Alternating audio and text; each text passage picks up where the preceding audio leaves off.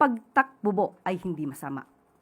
Mas maganda po na tumakbo ng ilang metro kesa tumakbo sa kamay ng batas.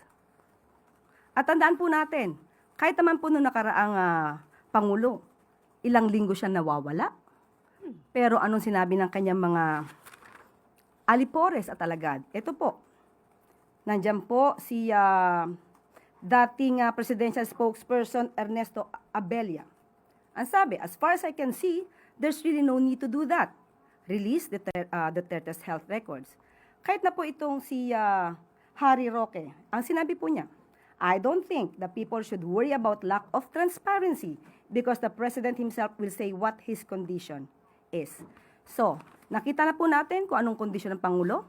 Kayo po mismo ang saksi. So, ganito mga paninira nang galing lamang sa kampo ng nais na pabaksakin ng Pangulo. Sila po ay mga mapanira lamang at walang magawa sa buhay.